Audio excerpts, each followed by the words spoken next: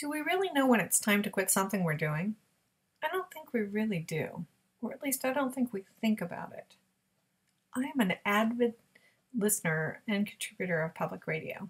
Sometimes it fills in the spaces while I'm driving, and other times something catches my attention and I find myself sitting in the parking lot in my car listening to a very interesting show. That happened just the other morning when I was rushing to the store to pick up some milk and other miscellaneous items needed for breakfast for my waiting guests. The show was called Freakconomics.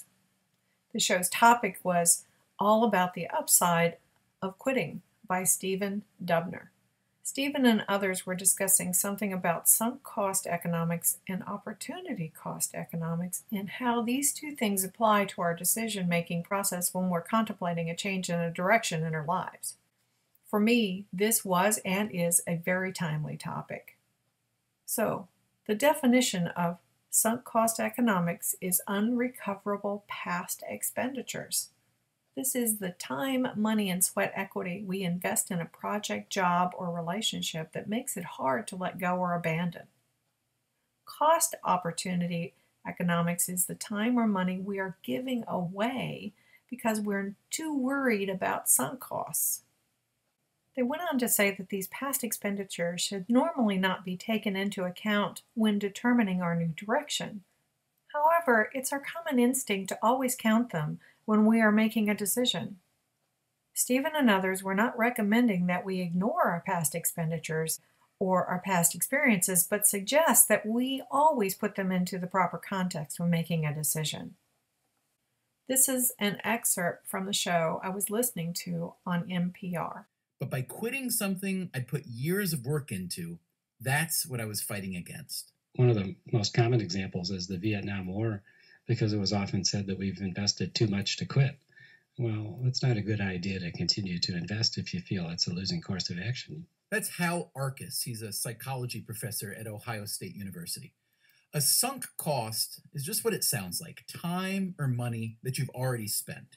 The sunk cost fallacy is when you tell yourself that you can't quit something because of all that time or money that you already spent. We shouldn't fall for this fallacy, but we do it all the time.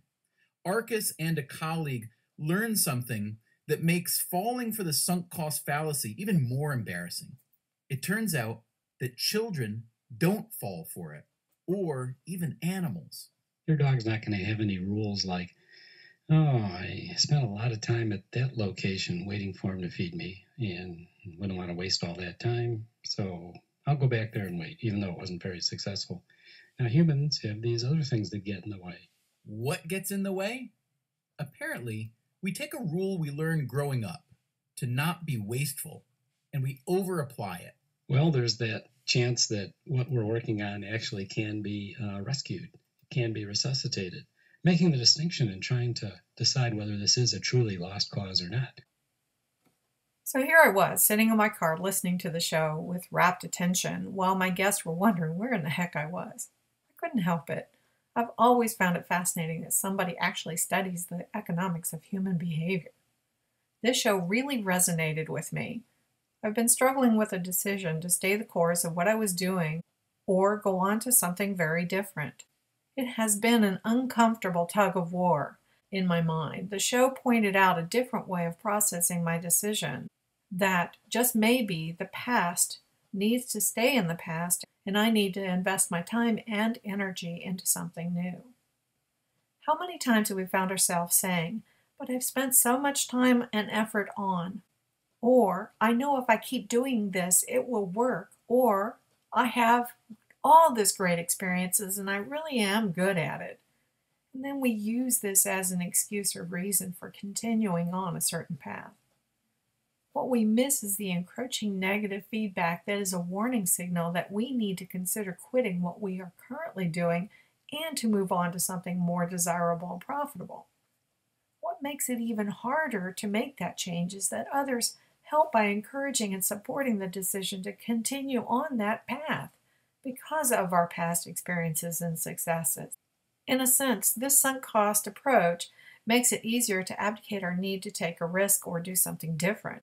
For me, I found myself reflecting on a time when I delayed a decision or I chose the easier known route using that very logic to only find that the delay in the decision was to my detriment. If I had been paying attention to the encroaching and growing negative feedback I was receiving at any given time, I would have seen clearly what I needed to do. If I had just followed my instincts to let go of whatever it was I was holding on to, I would have found myself in a much better space and much further along in my journey to do whatever it was I desired.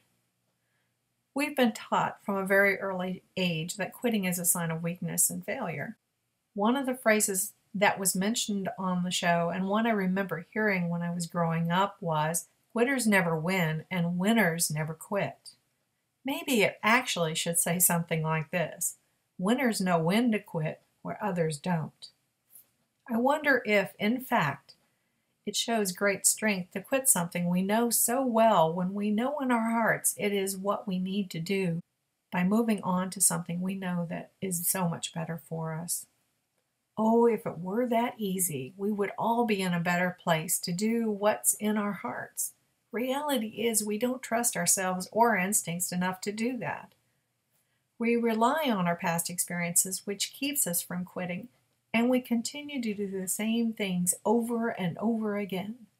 After all, it worked okay before, didn't it?